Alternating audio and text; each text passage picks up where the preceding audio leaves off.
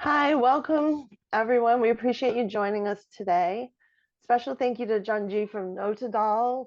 We hope you're healing. My name is Heidi. I'm a hospitality worker in New Orleans and a member of the Workers' Voice Socialist Movement. I'm excited to be moderating this discussion today.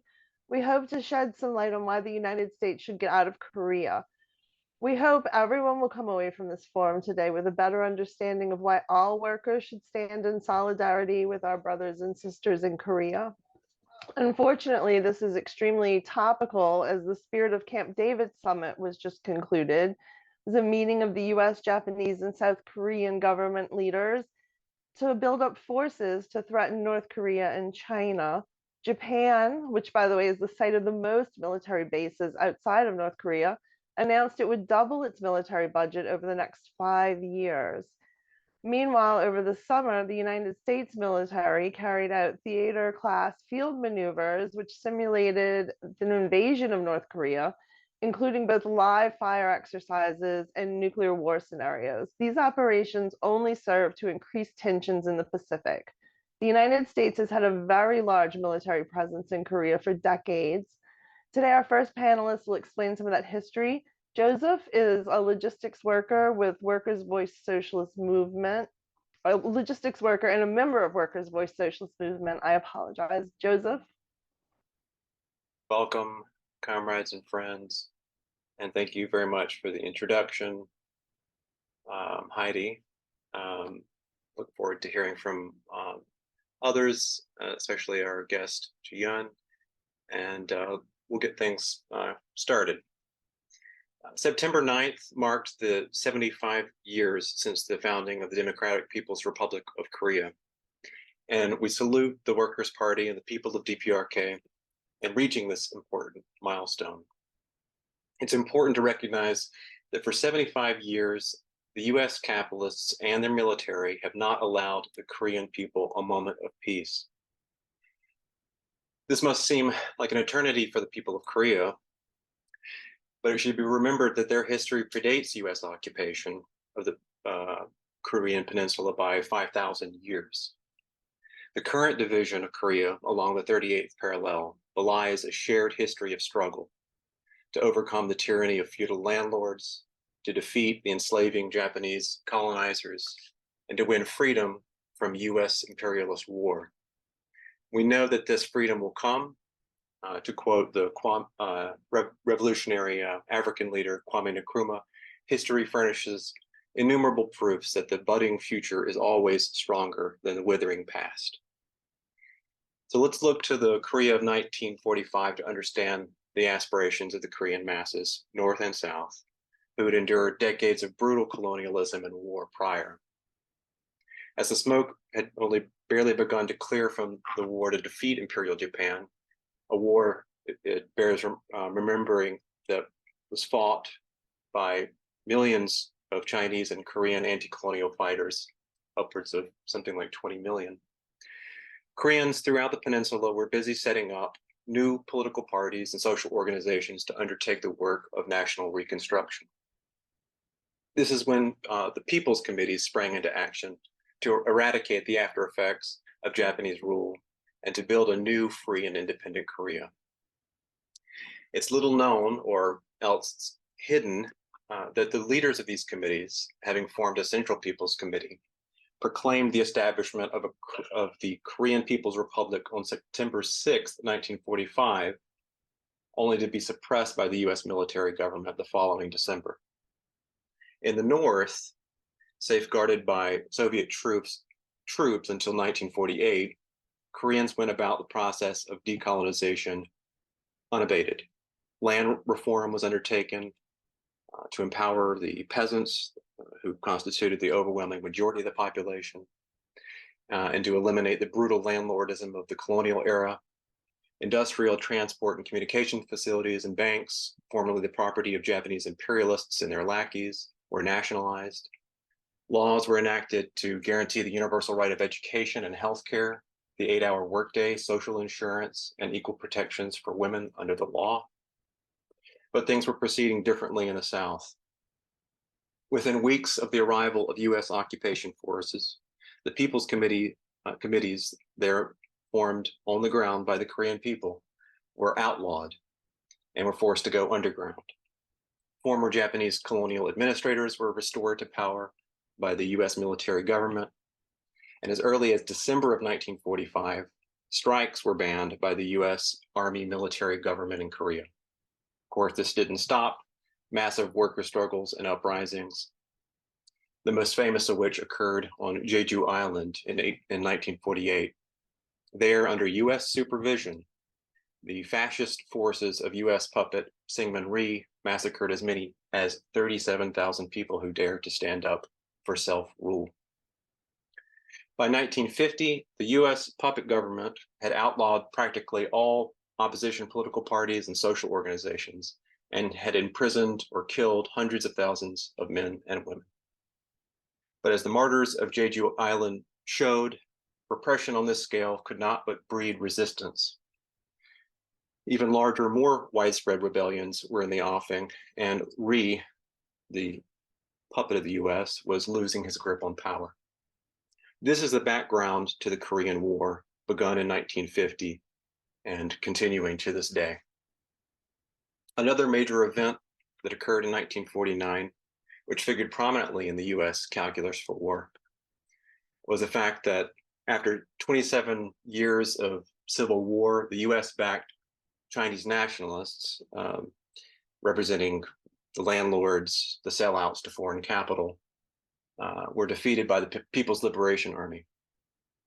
The newly established People's Republic of China, led by Communist Party of China as well, was well on its way to enacting the types of reforms seen in the DPRK. Like Rhee in South Korea, the US lackey Chiang Kai-shek of the nationalists was on the ropes, having been forced to withdraw his troops to the island of Taiwan. The US was anxious at that time to open another front against People's China, lest they lose their unsinkable aircraft carrier, as Douglas MacArthur described the island of Taiwan. Of course, this bears very much on today. Suffice to say, the capitalists got their war in Korea in June of 1950. For Koreans, this was a war of liberation. At the outset of the war, one British correspondent reported from the front and even quoted from US POWs extensively that everywhere they went, the Korean People's Army had almost universal loyalty of the people, North and South. Near Seoul, in advance of the People's Armies in this area, to quote, the local People's Committee had mobilized 1,000 ox carts in a single night for a transport emergency. Quote, I personally never met a peasant, except old and infirm, who had not helped the army in some way. And in cities, every evening you can see the reconstruction workers gathering in the thousands with spades, crowbars, and ropes. At least half of these were women who refused to be kept out of even the heaviest and most dangerous work of rescue and firefighting during the raids. For the US, on the other hand, this was a war to turn back the tide of decolonization, to assert the dominance of US capital not only over Korea, but over the world. And many in the US military considered the war especially opportune given the war weariness of the Soviet Union and People's China, who had just sacrificed tens of millions to defeat the German and Japanese fascism. In large part due to their air supremacy, the US destroyed Korea. The North suffered the worst, where every major industry was destroyed. Dams, granaries, hospitals were purposefully bombed. Napalm, that is jellied gasoline bombs, were the US weapon of choice, and that's 32,000 tons of napalm to be exact. In Pyongyang, a city of 400,000, only 3 major buildings were left after US firebombing. In both North and South, countless fishing and farming villages were strafed and incinerated. US forces destroyed peasants weeding crops, women washing clothes by the river, school children gathered in classrooms. Reviving the genocidal tactics they deployed against American Indians, the US purposefully spread disease in Korea, using techniques developed by the horrific Unit 731 of the Imperial Japanese Army. which had since been absorbed into the US military. All told, likely more than 4 million men, women, and children were killed by US forces in the period of 3 years. And yet, despite all this, despite even the repeated threat of nuclear war by both Truman and MacArthur, the will of the Korean People's Army could not be broken. And this is on the world stage that they stood up to the United States. And it bears remembering with the critical aid of the Chinese volunteers, who eventually repelled the US from the North. I think it's worth imagining, what this kind of solidarity, this internationalist solidarity looked like, as well as the sacrifice. Remember that the Korean leader Kim Il-sung had shown the Chinese great international solidarity in joining the guerrillas waging war against the Japanese colonizers years before. The battles that were fought at this time, the battles to push back the US military, were fought by frostbitten soldiers on a diet of millet and potatoes, just the sacrifice. And in so doing, they were giving hope to the oppressed of the world. And this is no small legacy of the struggling people of Korea and of China. The people of North Korea know especially well that the 1953 signing of the armistice that finally concluded the war, that stopped the war, did not conclude the war. An armistice is merely a truce. It did not bring them peace. They've lived under the threat of nuclear war ever since. The US and their quisling governments are currently enforcing an economic blockade on the people of the DPRK. And we can never forget what this really means to the people. What it meant, for example, to Iraq when they lost 500,000 children to economic sanctions, as was callously admitted by the then US ambassador to the UN, Madeleine Albright. But what's the basis for US war on Korea then and now? Why is the US moving warships, bombers, thousands of soldiers in and around the Korean Peninsula? Why has the US located 60% of its naval power around China? Simply put, the capitalists in command of the US government feel that they are entitled to exploit the entire planet for their private profit. Every one of their military and economic wars is an effort to enforce that self-endowed right. But you don't have to take my word for it. Here's a State Department memo written in 1950, only a month before the US began its genocidal war in Korea, bemoaning the capitalist recent loss of China like it was theirs to lose. Its author states, "We can expect an accelerated deterioration of our influence in the Mediterranean, Near East, Asia, and the Pacific. The situation in Japan may become untenable, and possibly that in the Philippines, Indonesia, with its vast natural resources, may be lost, and the oil of the Middle East will be in jeopardy. None of these places provide good holding grounds once the people feel that communism is the wave of the future." This series of disasters, the author said, can probably be prevented if we quickly take a dramatic and strong stand that shows our confidence in resolution. That was months before the US invasion. The author of this memo is John Foster Dulles. A capitalist in his own right, Dulles had previously made a fortune investing in the Nazi war machine. In his later role as the Secretary of State under Eisenhower, Dulles helped the owners of United Fruit, now Chiquita, and the Anglo-Iranian oil company, now BP, impose murderous dictatorships over the people of Guatemala and Iran. In Korea, Dulles and his capitalist cronies in the US murdered millions to prop up the fascist dictatorship of the puppet Syngman Rhee. In 1950, a US general in charge of building up the puppet military in South Korea put it like this: "The Korean Military Advisory Group is a living demonstration of how American men and officers can train 1,000 guys to do the shooting for you. The American taxpayer has an army that is a fine watchdog over the investments placed in this country and a force that represents the maximum results at minimum cost. Of course, it's the capitalists and not the taxpayers' investments that this US general is referring to, never mind the costs to humanity.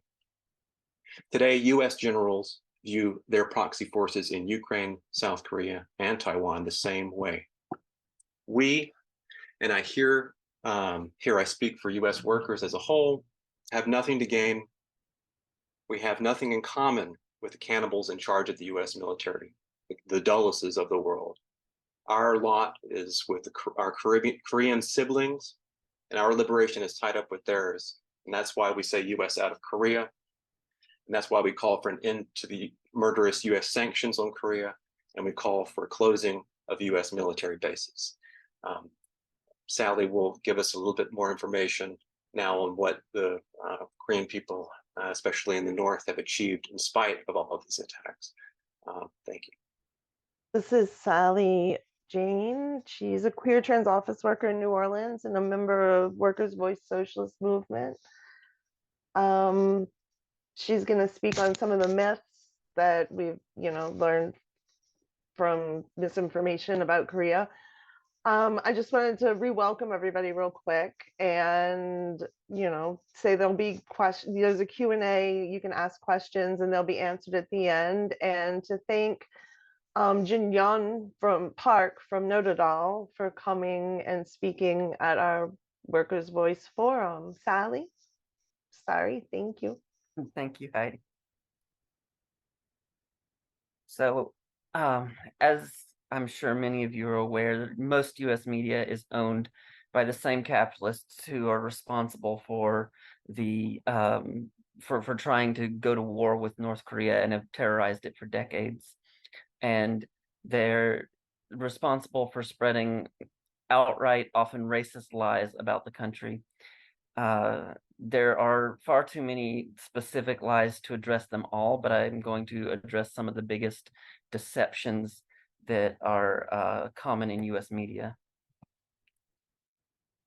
The first and most significant is that U.S. media constantly portrays North Korea as the aggressor against the U.S. But just as the U.S. media has lied to us about WMDs in Iraq, chemical weapons in Syria, and countless other stories they've used to justify their endless wars, they're lying to us about this as well. U.S. news about North Korea relies often on unnamed sources, paid actors, tabloids, and vague reports that never reveal their true origins. And they rely on the fact that most people who consume media here don't normally even get past the headlines. If you read this story, if you just scanned the headline, you would see this and you would think that North Korea had literally attacked an aircraft carrier and a bomber. But if you click on the story and read it, in this particularly flagrant example, you'll see that it's just about doctored pictures. It's just about some photoshopping.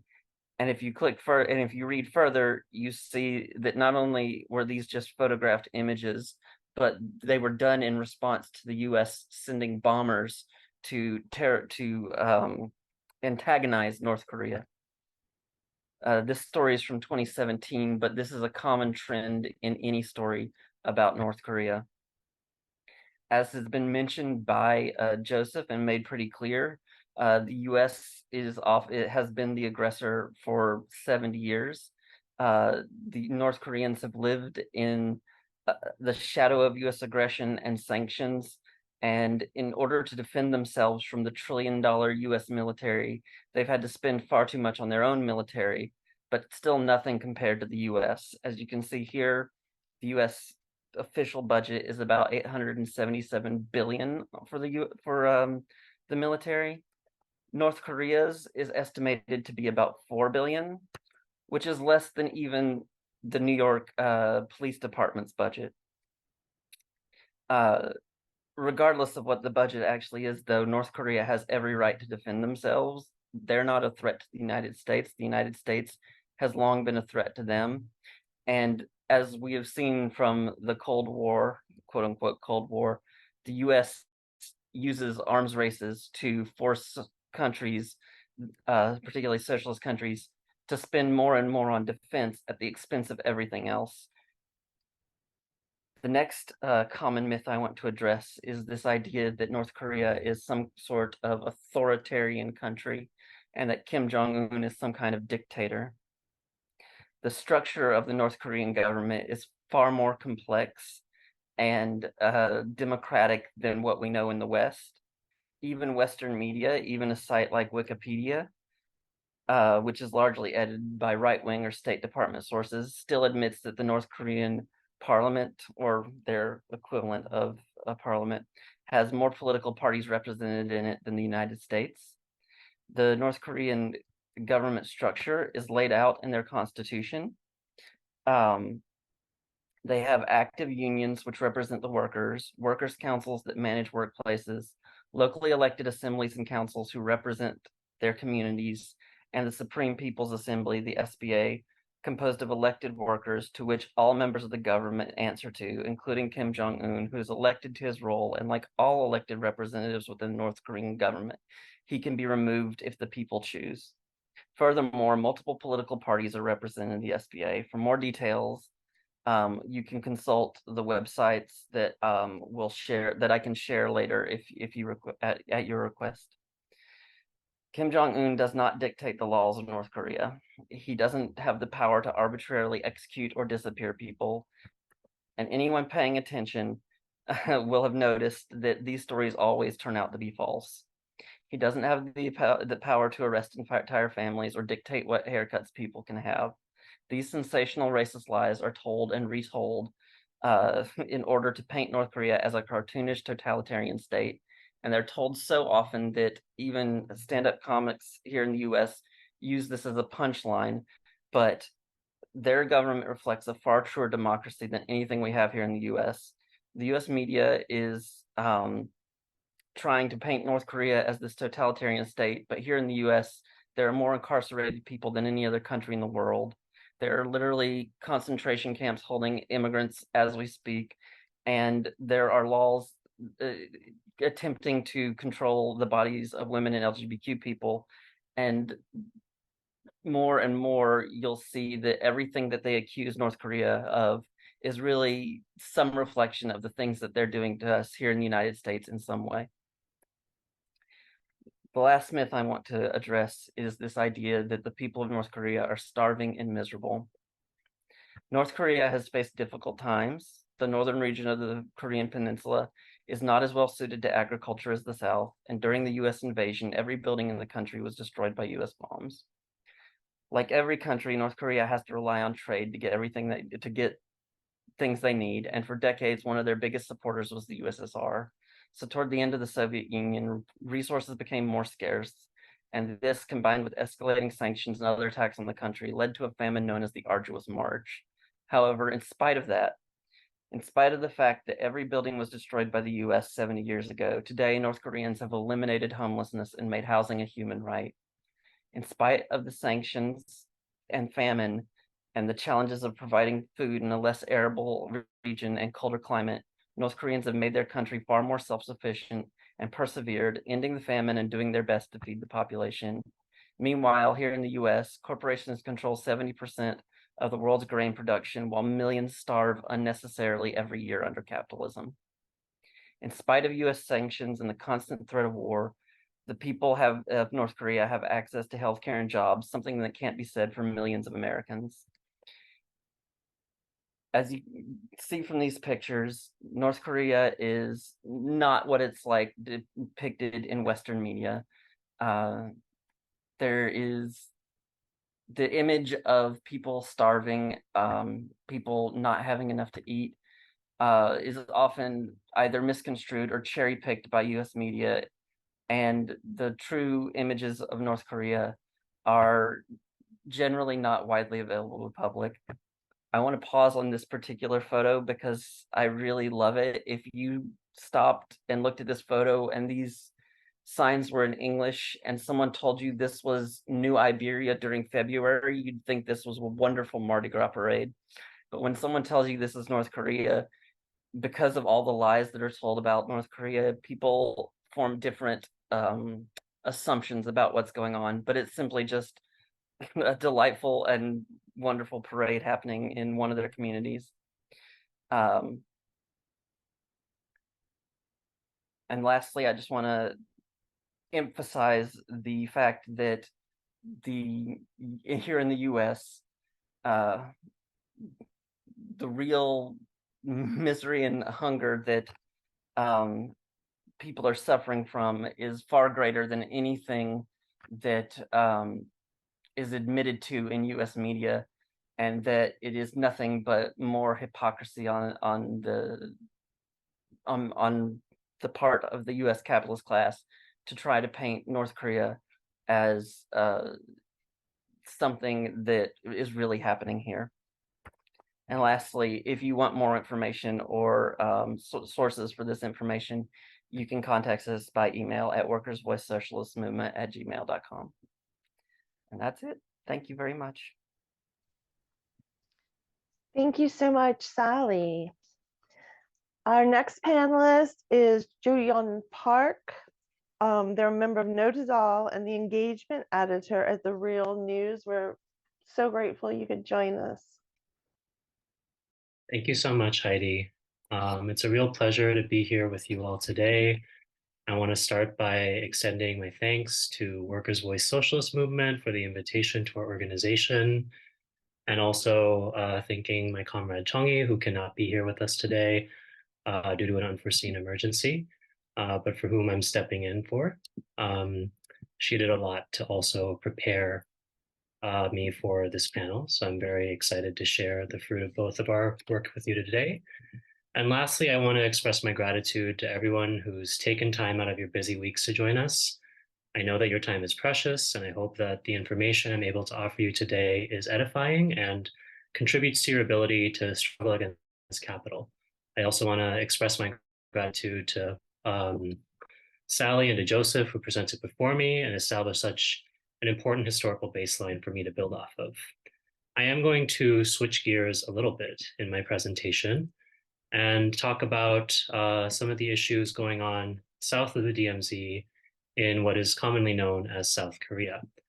And I'm going to really focus this discussion on thinking about the contemporary Korean War, because the Korean War is ongoing. There has not been a peace treaty to end this war. There is only a ceasefire. And so legally and in terms of real facts, the war continues to this day. Now, about a month ago, I joined a delegation to South Korea composed of about 16 Nodutdol members. All of us are members of the Korean diaspora, as Nodutdol is an organization of Koreans in the US struggling against imperialism. Now, on this trip, we visited an array of different progressive organizations engaged in the fight against capitalism and militarism in South Korea today.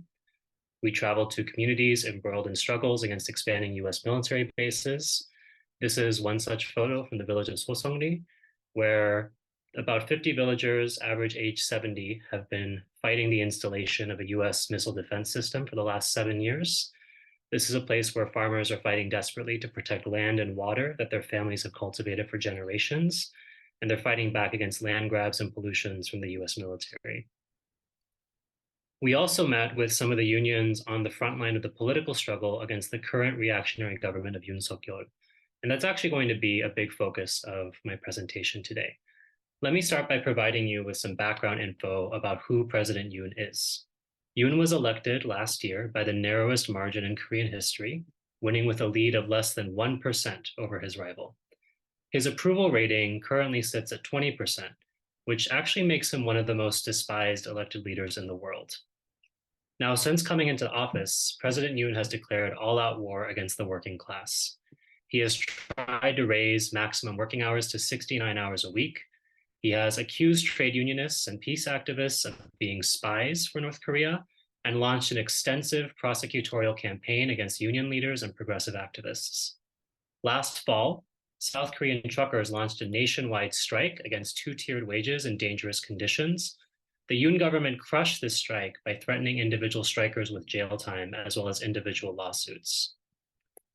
Now, while we were in South Korea, Nodutdol met with the leadership and the rank and file of one of the most prominent unions leading the political fight against the Yoon government, the Korean Construction Workers Union, or KCWU. The KCWU represents over 100,000 construction workers. Currently, over 30 of their leaders are imprisoned, and more than 1,000 are under federal investigation. I want to share with you some of the conditions and testimonies that these construction workers shared with us.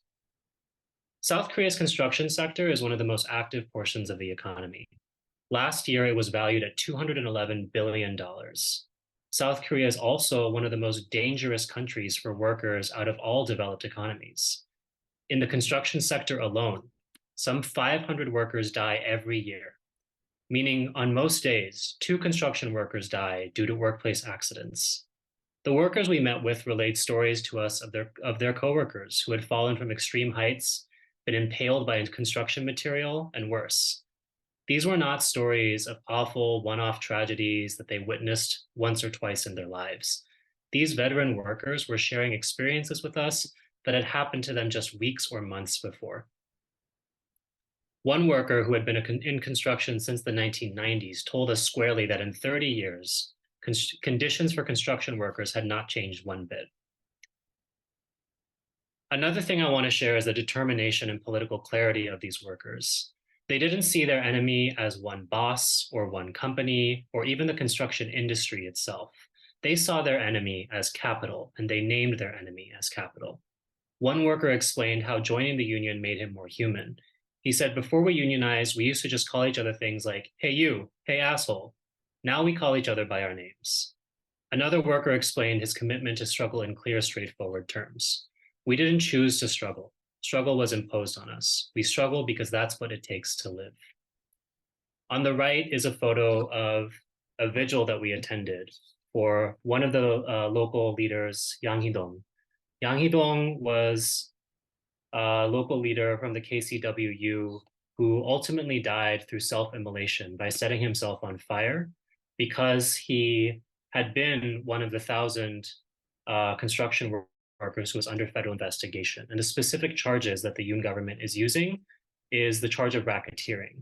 It's actually quite similar to what we're seeing with the RICO Act and its use against the Stop Cop City activists in Atlanta today. This act of self-immolation was a political act meant to condemn the Yoon government for what it was doing to repress the workers' movement. And the vigil that we visited was the vigil that marked the 100 days since the passing of their comrade.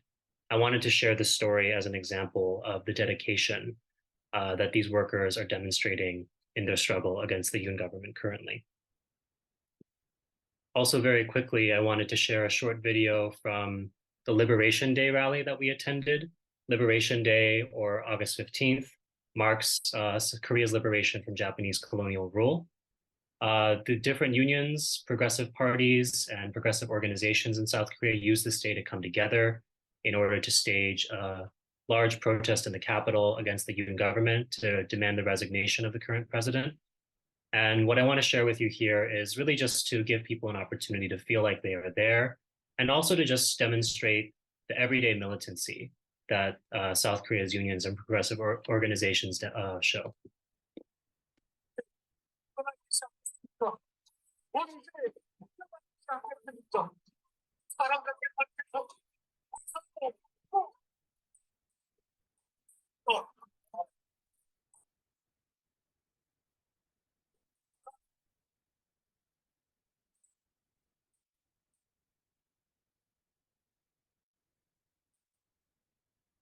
Now, I know that might look a little bit like it was a concert, but this is what rallies are like in South Korea. Workers practice for months on end. They come with color-coordinated uniforms. They have dances prepared, songs. They all sit in rows, and they're willing to sit out in the rain for hours on end in order to make their point. So I just wanted to share a little taste of this for everyone who's gathered here today. Sorry. Now, you may be wondering, what does this all have to do with the ongoing Korean War? To understand that, we need to shift settings a little bit. Last month, President Yoon, here on the left, traveled to the United States for a summit at Camp David with Japan's Prime Minister, Fumio Kishida, as well as President Biden. This summit was an unprecedented meeting of the leaders of these 3 countries to discuss cooperations on military security. Even though Japan and South Korea have both been allies of the US since World War II, even though both of these countries host dozens of US bases and 100,000 US troops between them, they have never been allies of one another. The main reason for this is Japan's brutal colonial history in Korea and the decades of struggle by victims and survivors of Japan's colonial crimes to demand reparations and acknowledgement. But now this is beginning to change. A major outcome of Camp David was the start of what the 3 countries are calling a trilateral security cooperation. Many analysts contend that this is actually the beginning of a formal trilateral military alliance, which is really the first step towards forming an Asian equivalent to NATO. Why does the United States want an Asian NATO? The reasons given at Camp David primarily emphasize the alleged threat posed by the DPRK, or North Korea. Russia and China were also named as potential threats that required South Korea and Japan to increase their cooperation.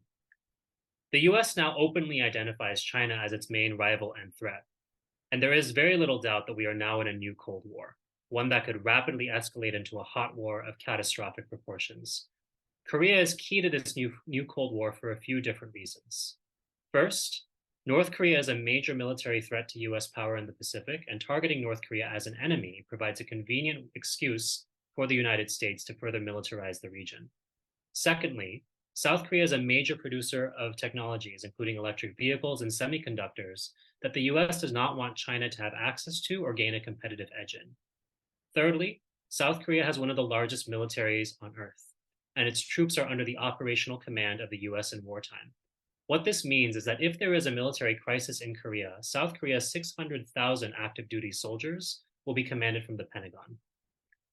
Now, with the slow formation of this trilateral alliance, South Korea's importance in Washington's plans against China is being elevated. Eventually, we could see Japanese troops deployed to Korea for the first time in nearly a century, raising the possibility of a war starting on the peninsula.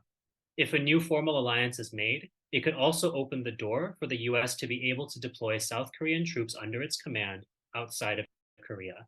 This is especially helpful for Washington if it wants to start a potential conflict with China over the Taiwan Strait. Now we see why Biden has no problem cozying up to President Yoon, despite all his administration's lip service towards democracy and human rights. While the US condemns and demonizes North Korea as a totalitarian state, it turns a blind eye to attacks on democracy and ongoing human rights violations and injustices in South Korea. US imperialism is not motivated by some pure love for humanity. It's motivated by the material interests of its capitalist class. I want to end by connecting all this to the worker struggle here in the US. I mentioned before that South Korea is a major manufacturer of advanced technologies.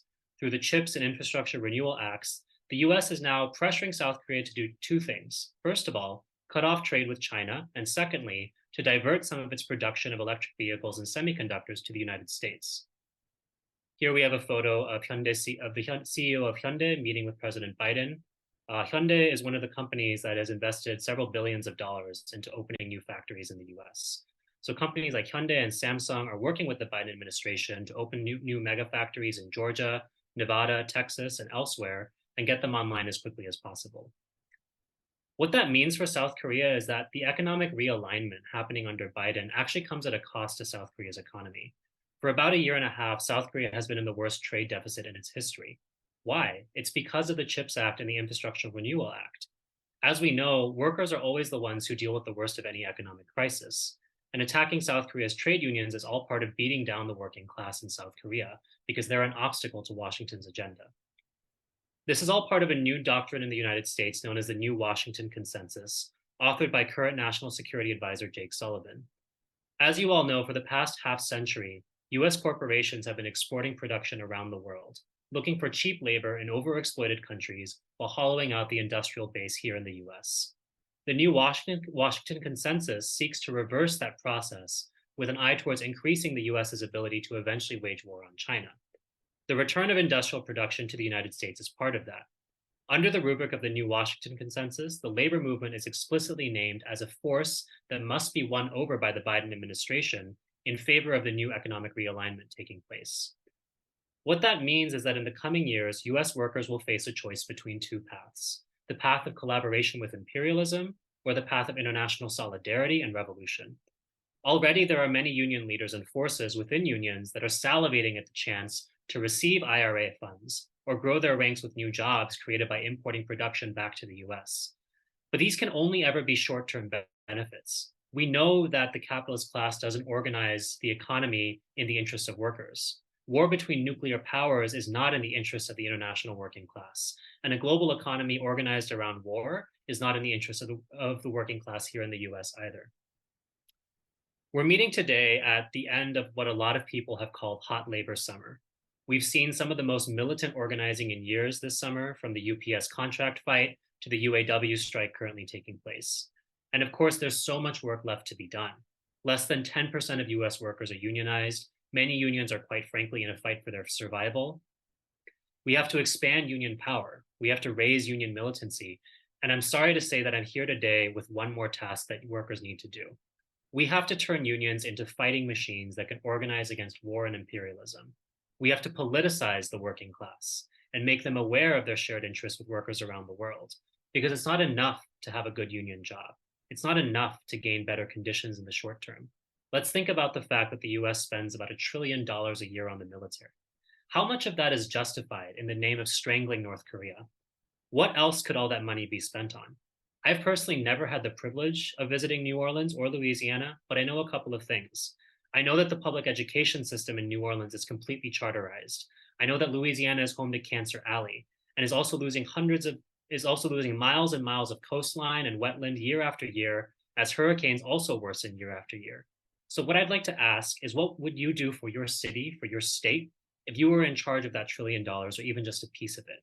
Would you put it towards more war games and money for weapons, or towards fixing real problems that affect working people in your community? We have to build towards nothing less than for the working class to become the ruling class, to pull the world back from the brink of climate apocalypse and nuclear war, and instead focus on building a livable future based on international cooperation, a socialist future. Thank you all for taking the time to listen to me tonight, and I hope that what I've come here to say is helpful to you in our shared task of building a better world. Thank you so much for coming on and speaking. Thank you. Our next panelist is Gabrielle Gemma. She's a revolutionary, her works focused both on union organizing and anti-imperialist war. Gab.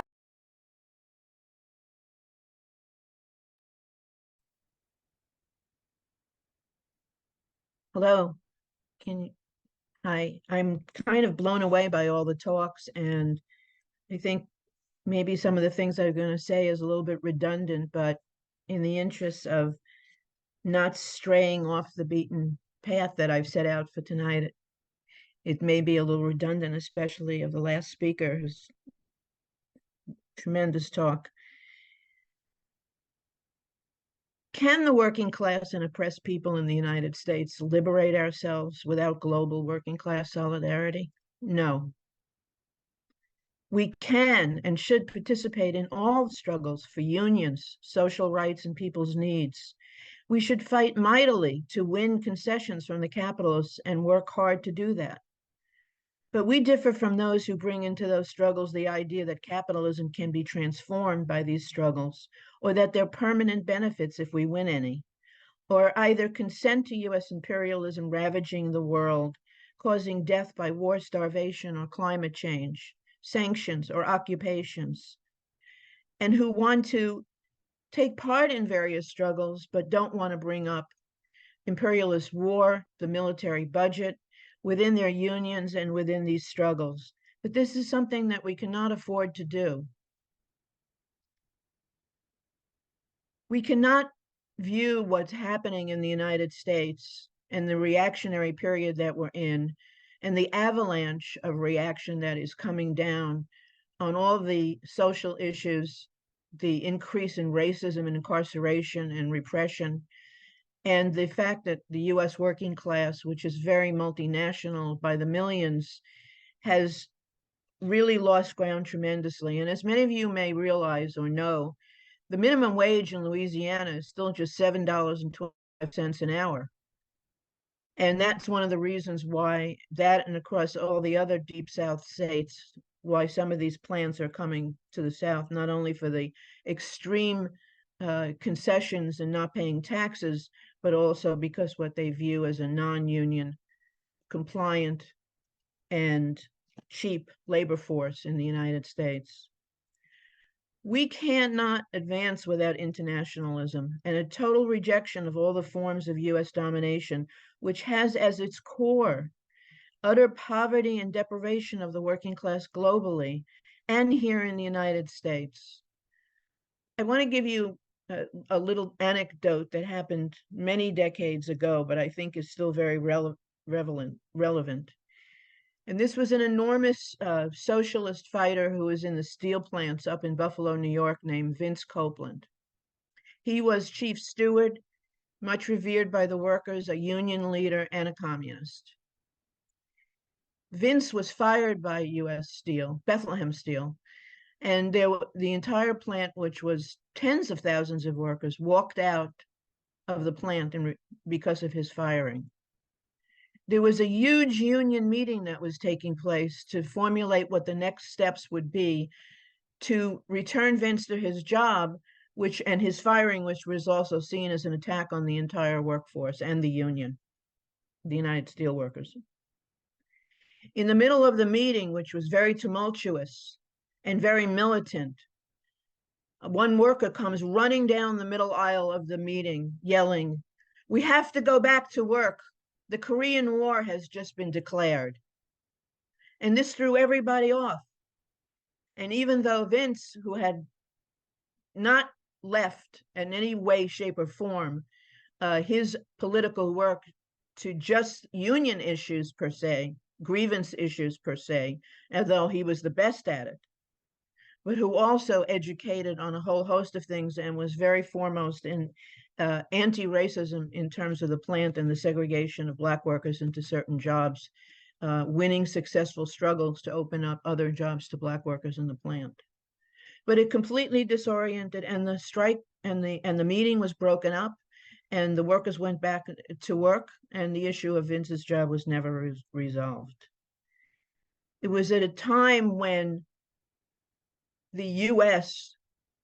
was promising great things to the workers in the United States if they went along with imperialism. It was at a time when the U.S. government broke up, jailed, and threatened U.S. trade unionists or communists and socialists that helped to build the unions, and all during the so-called Cold War, and destroyed many of the militant leaders of those unions and frightened and terrified many others, including people who went into exile, who were jailed, and so on, and replaced whole unions with unions and union leadership. And to this day, the AFL-CIO still works hand in hand with the US State Department in terms of its policies towards the rest of the world against to try to stop socialist and liberation struggles in many parts of the war. So something that has to end and which needs to be recognized is a problem with the union movement. Many people that have gone into the union movement, and it's a good thing that people are paying more attention to these struggles and are working on these struggles, but it's not enough to think that we can prevail and just keep building and building and building if we don't do something to stop militarism and imperialist war.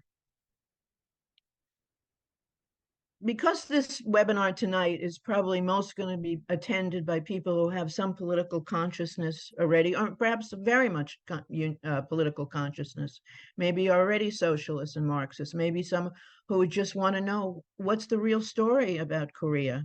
And we welcome that very much.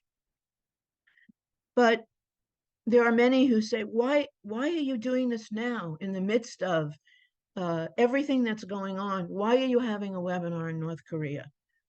And it's really because they're not paying attention to the dangerous course of US imperialism in Asia, not only to be destructive of North Korea, not only to build up this US, South Korea, Japan military alliance, as was described, but that threatens the whole world in wanting to use that as a jumping point into war with China, or economic war that is also aimed to attack the workers of the entire globe.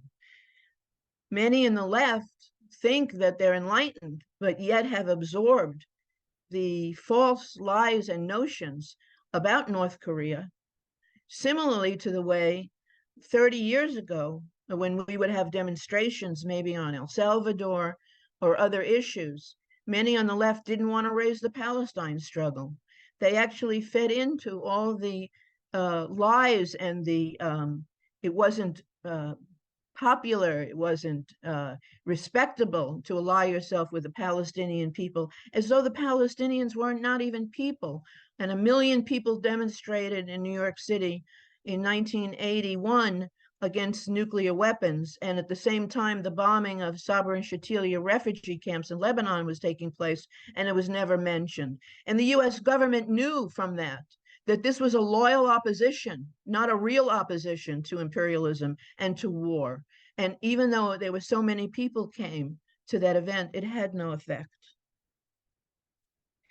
So my talk really is to focus on our need to really reach out to the workers in the United States of all nationalities. And the necessity, the great, great necessity to do that. We cannot have a struggle without clear thinking, dedicated revolutionaries who are like steel against the lies and all the things that US imperialism does. But we cannot make a revolution without the workers. And we can't stop imperialist war without the workers either.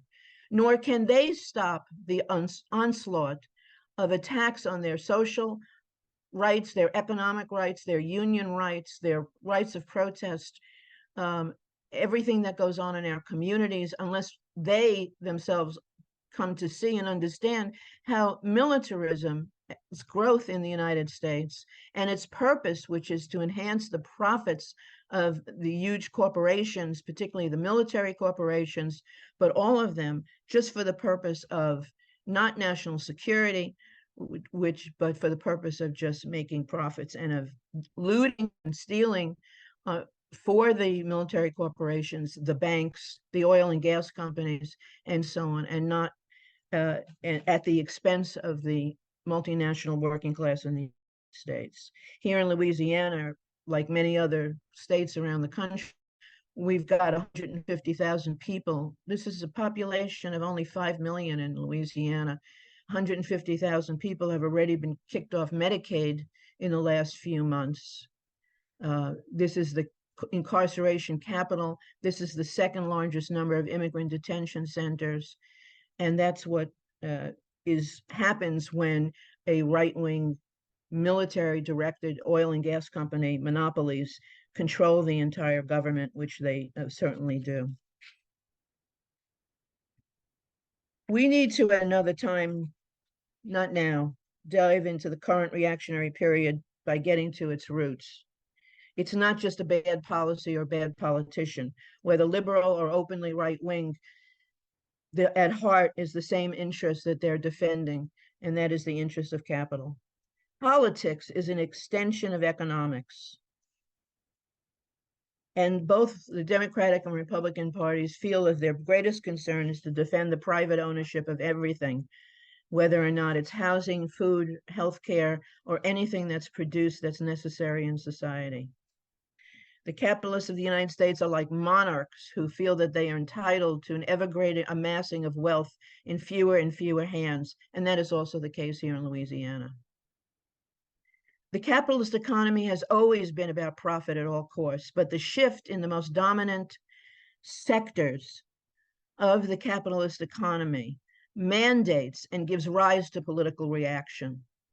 The military, corporations, banks, the venture capitalists, oil and gas dominate.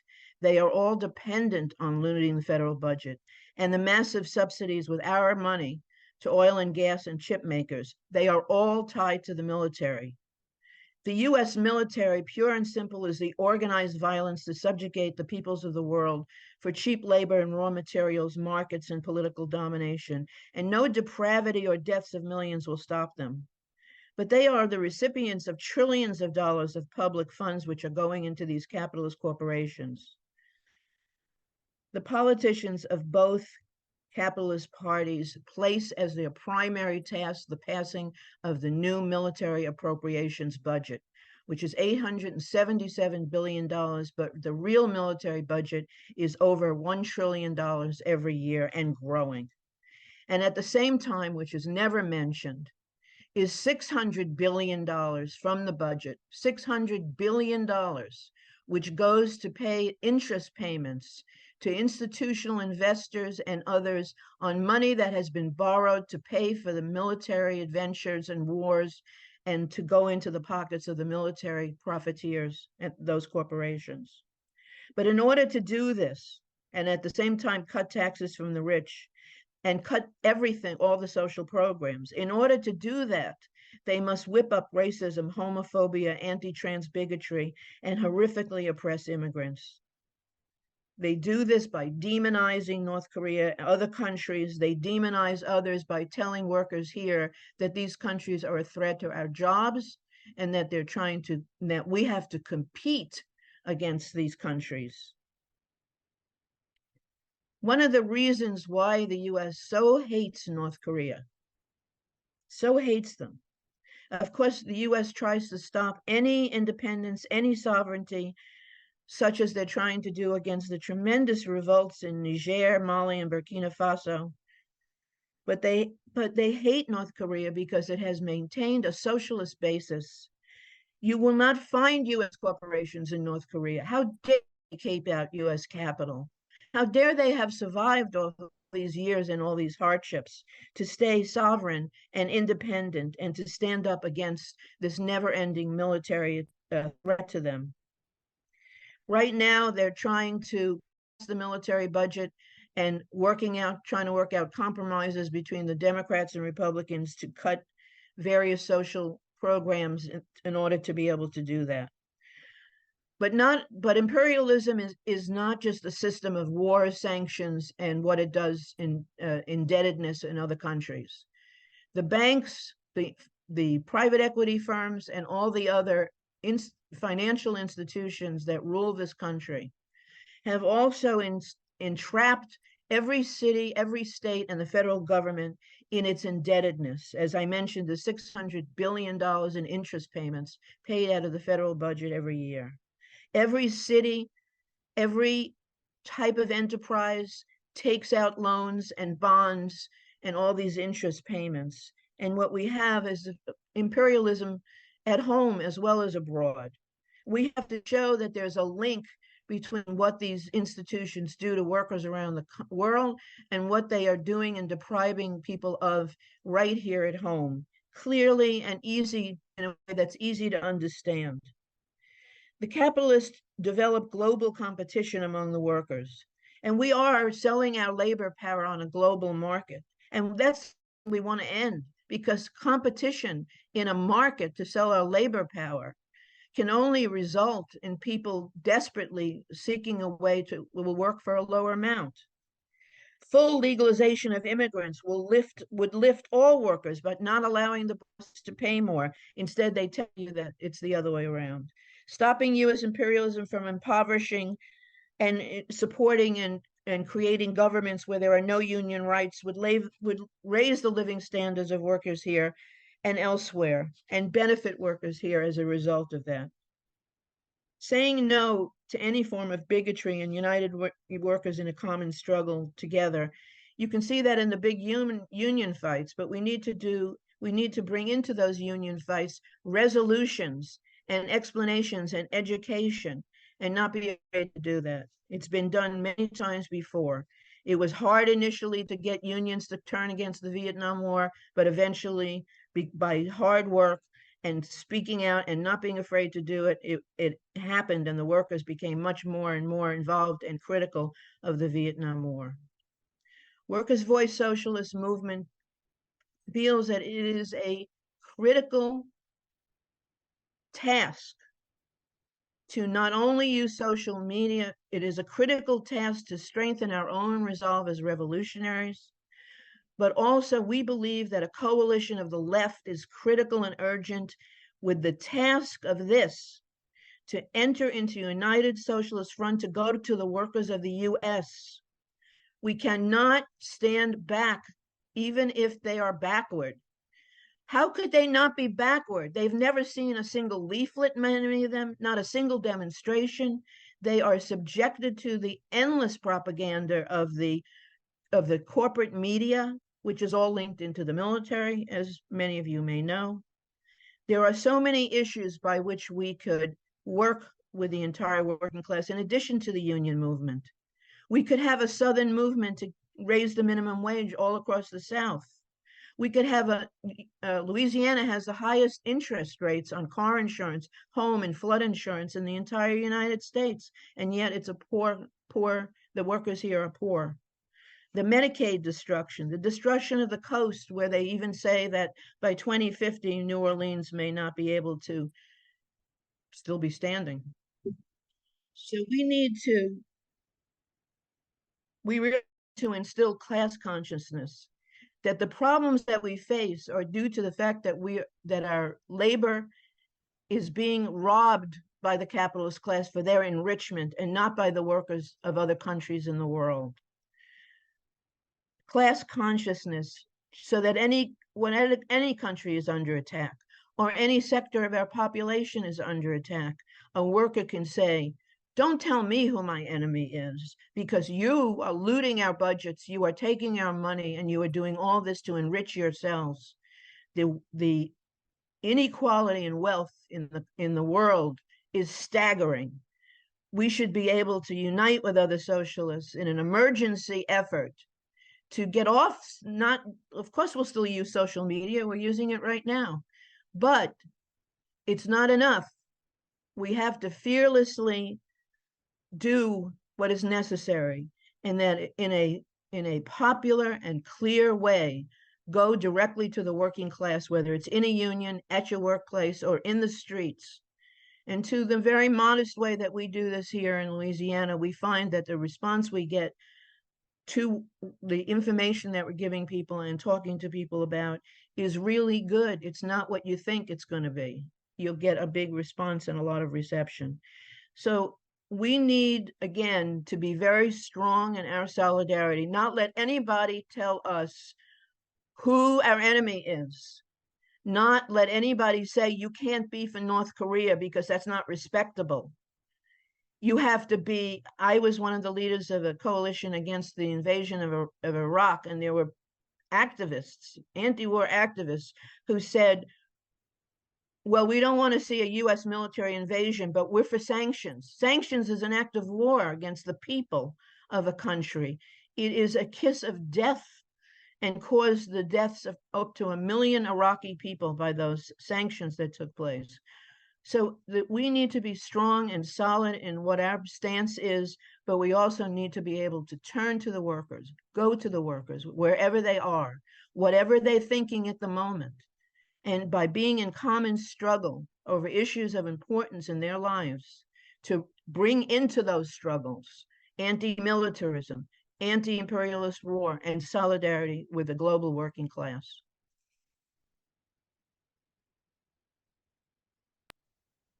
That's it. Thank you, Gab. We had some questions in the Q&A that were really good. I don't know if everybody can see the answers, so we wanted to read the questions. And thank you, Babette. Thank you for the information on the labor activism and earlier history. The idea of an Asian NATO is disturbing, since we've seen how the original NATO has been used. Is there opposition to that in Korea? And I'll let you answer.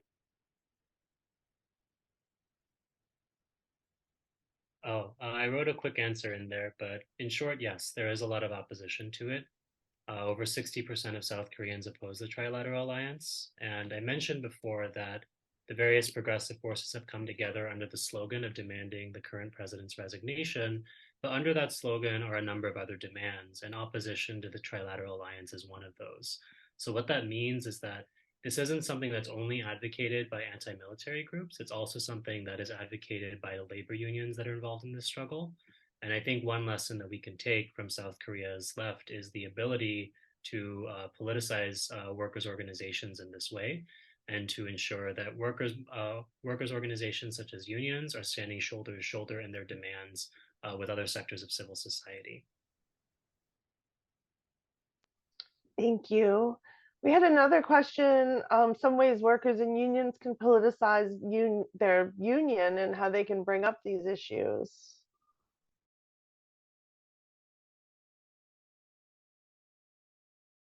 Does someone want to answer that? Could you repeat the question? Sorry. Sorry, what are some ways workers can, some ways workers and unions can politicize their unions, and how do they bring up those issues?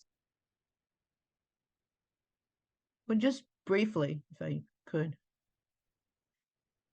You'll find in many of the struggles going on in the unions today, a common link between the banks and the private equity corporations. This is true from UPS. This is true from the UAW. This was true in Yellow Freight and in many of the other struggles that what is being fought is not only General Motors, Stellantis, and Ford, but they're actually fighting these huge private equity companies who have sunk investments into it. And this is, and also down here in Alabama with the historic Warrior Coal Strike. We come up against this at the same time. These private equity, these vulture capitalist firms and banks that support them are all linked into the military. They're all linked together to provide the most unbelievable amounts of wealth in very, very few hands. And so there you can point out the very common issues that are behind it. And you can do this in a number of areas as well.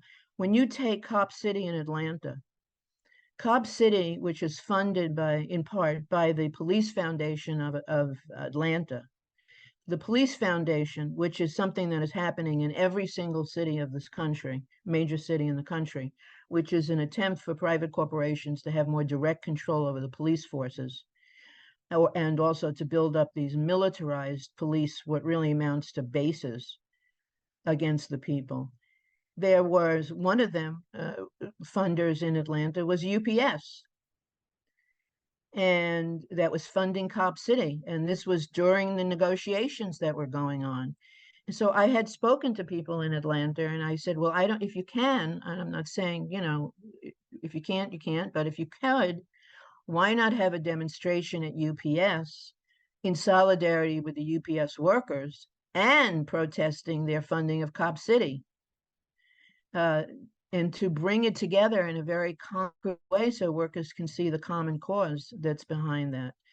And I think our job is to point out the hidden hand of capital that's behind all these forces and how it relates to the struggles that workers are waging in their industry. The Teamsters right now are involved in a huge struggle in California over driverless trucks. This is going to be an issue everywhere across the country. And issues of automation, new forms of automation that like AI, which is another form of automation, and so on will be happening. And we have to show that it's the workers' labor that's produced all the profits that have made them able to acquire this automation. And workers have a property right to their jobs. We need to break out of the confines of just viewing the labor struggle as being one where we accept the rule and the ownership of the corporations and that the workers just have to submit to that rule. And we have to break out in new ways by challenging their right to make decisions in the first place.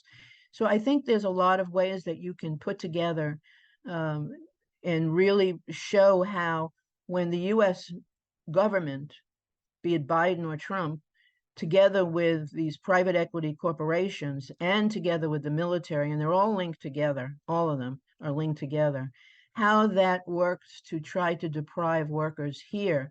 This is not the 1950s. The militarism of the current times, the drive towards the sectors that are looting every budget that exists in the United States, that drive towards military corporations and the oil and gas companies. These are things that are a deterrent to the economic growth of the working class in the United States, not to its raising standards, but to lowering the living standards of the working class in the United States, both through social programs, but also through union rights. The use of RICO in Atlanta against Cop City has been used a number of times against unions in the United States. And anytime we find these connections, and we can point this out, the Warrior Coal Strike in Alabama, so heroic, black and white coal miners together for years on strike against this company. And what is this company? BlackRock, and its ties to the military and so on. So even there, I remember once I was living in New Jersey at the time, and there was a Coca-Cola strike, and I was working in something called the New Jersey Coalition Against the War. I'm not sure which war at the time. I think it was Iraq. And they went on strike, and I called up the union president and I said, well, we're the anti-war coalition and we want to come picket with you. And I had to argue with the coalition to say, let's go. It's going to be fine. It's going to be okay. And we went with our banner, and we joined these relatively conservative workers on the picket lines, and were able to discuss and talk to them. There are many ways to do this. And I think that that's what we really need to be talking about, how to make these connections and how to oppose US militarism as destructive to the living standards of the workers of the United States and the oppressed, and how these growth of militarism is what is behind the growth of the right wing and reaction. In order to do it, you can't give all this money out of the budgets unless you build up some type of a reactionary propaganda behind it of why it's necessary to do that. We've got to bust that up.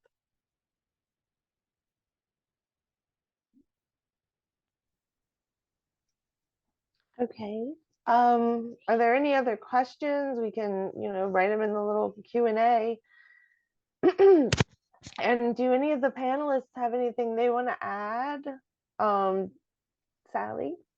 There was the question about less U.S. propagandized news and information about North Korea, and Ju-Hyun answered it and mentioned KCNA Watch, which I think is a great source. But I do want to I want to mention that a lot of what I pulled from actually was from U.S. propagandized sources, but if once you realize that it is propaganda and that it is, that these media sources are owned by capitalists who it's in their, they're presenting this in a way that's going to benefit them. Once you realize, that they're either lying to you or being manipulative in the way that they're presenting it, you can read these sources critically and dig out the truth. It takes some work and some effort, but you can with practice it is possible to sort of find this information even amongst all the deception that's going on, and spot the more obvious and more racist lies and dismiss them for what they are, and find the kernels of truth, or the pieces that are just buried further down in the articles.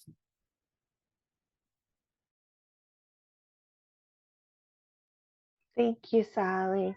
Does anybody have anything they want to add at this time? Any of the panelists?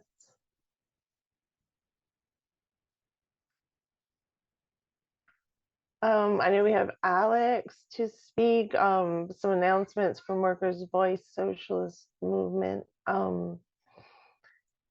And we have a question. Thank you for this tremendous meeting. Workers in South Korea, Japan, and especially us here in the USA are faced with a big economic downturn. What can we do to use this in this campaign?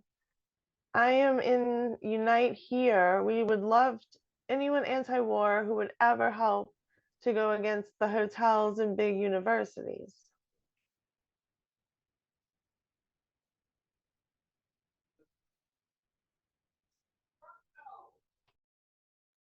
Does anybody want to take that?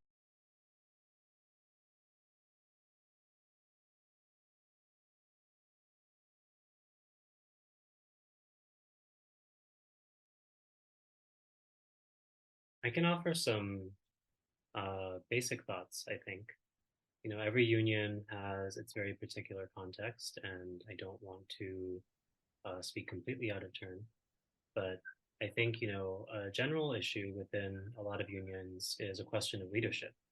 and a question of the kinds of political direction that current leadership within unions are oriented towards. We've seen with UAW and also with the Teamsters that a struggle for leadership within the union was key to even being able to get to the point of a strike even becoming a possibility. So I think when it comes to the question of how do we politicize the labor struggle even further, the question of leadership within unions is also really important. I wish I had more to offer in terms of what Nodutdol could give in terms of supporting the labor union in this regard. But I think that's an area where we also need to develop is our ability to help those who are in the union movement understand the various currents that are going on within the war machine and within imperialism more generally, and being able to bring that back to their union siblings to help politicize the labor struggle even further. So. I think one of the problems that we have is that some of the new union activism, and I'm not going to mention any organizations or individuals' names, work very hard to suppress socialists and anti-imperialists from bringing to the fore these issues and even argue for the fact that we can reform capitalism, but that we shouldn't bring these things up. You take last year's Labor Notes conference, which had thousands of workers who, great people who come to the conference.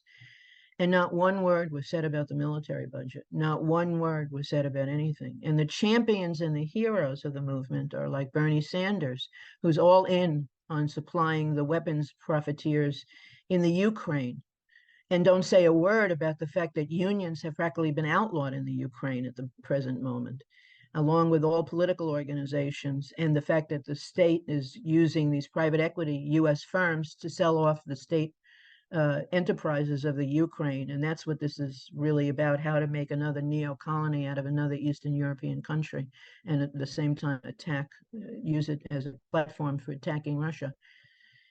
But we have to fight this tendency that exists in the progressive movement to not bring up, and we may have to go directly to the workers to do that. But going to like a Labor Notes conference and putting out material, on done the right way to show workers, how militarism and war and all these attacks that are going on is not in the interest of workers here, not in the interest of their unions, and very directly so they can really get it and understand the connection. Is very important, I think, that we bring this up and state it right, frankly, out. That's a form of U.S. chauvinism, not to bring up, and not only that, but it's deception. I can tell you that 30, 40 years ago, we had so many more social programs that have existed than now, so many more. And over all those decades, whether it was Republican or Democratic, the war machine has built up and the social programs have gone down. And the social benefits have been privatized by giving grants and funding to nonprofits, which then try to mute the struggle. So I think I would really feel that we prepare material that really directly goes to the workers, but that when we are in these meetings and areas and places, venues where there are a lot of progressive people that are working in the labor movement, that we really need to try to break through and to really show that this is in the interest. This is not as against organizing unions or against fighting for changes in a contract, but whatever we fight for, this is part of the class struggle. The class struggle is in its essence is a fight over what portion of the surplus value we retain and what portion of the surplus value, meaning our unpaid labor, gets taken by the capitalists. And 1 year, maybe we're really well organized. Maybe there's something that gives us a better leg to stand on. We can win more, and then something else will happen, like a major war, and take it all away. And that is capitalism. And ultimately, we are fighting for socialism to replace capitalism. But in the meantime, how to bring internationalism into the unions. I think it's just got to do it. It's a deception to not do it. And that's what bothers me the most. Over the years, that's what I've tried to do. I think at the heart of chauvinism, in some ways, is this deception that what is good for the capitalists of the oppressor country is good for the workers. In other words, if you adopt and promote a class struggle approach in everything that you do within the unions, then that deception is much less likely to take root. And I say that because that's something that has again and again cropped up, in the labor movement over the years. Among the struggles of auto workers, for example, or any number of places where people have bought into the sort of protection. Buy America. Yeah, buy America, or else these sort of so-called sort of protectionist, policies, and then get screwed in the end, right? Especially I would say in the struggle of auto workers. And so if you at the shop floor level are promoting a clear class struggle outlook, I think that's the best sort of protection against workers adopting those kind of attitudes, which really depend in large part on racism, of course, but you'll find all across the multinational working class people adopting these kind of America First type attitudes. And that clearly is a tactic that the ruling class, that the capitalists are going for at this juncture, and have a number of takers, all what with owning all of the capitalist media and all of that. So something that we do have to guard against very seriously in the coming period. We have another question. Someone wanted names of organizations that oppose the Asian NATO alliance that you could share, or that we could ask as a follow-up sometime. Do they plan any protest actions? I would guess this question is about organizations in the US. I think when it comes to the United States, there are a number of organizations that are involved in the anti-war movement. I think many of them have been following what's current with the Trilateral Alliance. So if you have any kind of engagement with them, okay, for South Korea, yeah. For South Korea, I would say actually the best source to follow around this is the Korean Confederation of Trade Unions, which is the progressive umbrella organization that represents over 1 million workers in total. The Construction Workers Union that I talked about earlier is a member organization of the Korean Confederation of Trade Unions. The KCTU also has an international department. They put out calls for international solidarity. So if you're in a union currently and there isn't a relationship with the KCTU, that is an avenue that you could pursue. And I think building those union-to-union relationships is really important, because this is a union that's involved in the front lines of struggle over there, and will put out political calls and requests from international unions to demonstrate solidarity. And I think those are opportunities to engage in dialogue with fellow workers, to raise these issues where they might not otherwise come up, and also give people a chance to engage in politics within their workplace that's not just related to the immediate question of shop floor conditions.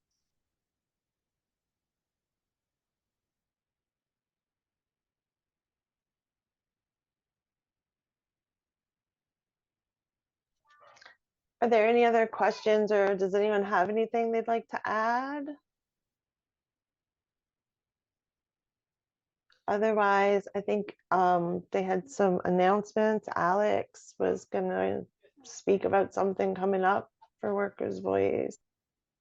Okay, thank you, Heidi. We ask that you attend a forum on November 4th where families will speak out against losing loved ones to police violence and terror. Building Bridges is sponsoring the event.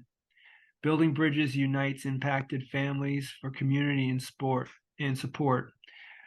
We see, especially in the South, it has become all too typical to see Black men gunned down by the police. As I've listened to the families in Building Bridges share their stories, I've seen a pattern emerge. An individual puts a car in reverse or supposedly reaches for a gun and is killed by the police.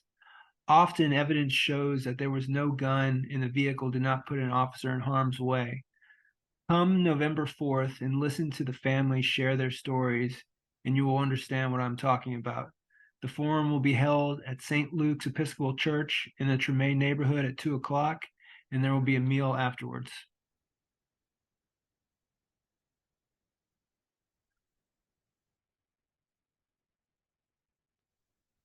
Thank you, Alex. Thank you so much. The last thing we had to touch on was the Trans March in Florida, in Orlando, that's coming up. There's a coordinated attack on trans rights, especially trans youth right now, which is part of a much larger attack on all workers, often happening hand in hand with racist censorship in schools, libraries, and attacks on access to health care and stripping away workers' rights and social programs. You can join us supporting the National March to Protect Trans Youth and stand up to the capitalist attack on workers on October 7th in Orlando, Florida. And you can learn more about the march at protecttranskidsmarch.org. I don't know why that was so hard, y'all. protecttranskidsmarch.org. So thank you all for being part of this. Thank you, everyone. Thank you Good so night, much. everybody. We'll be in touch.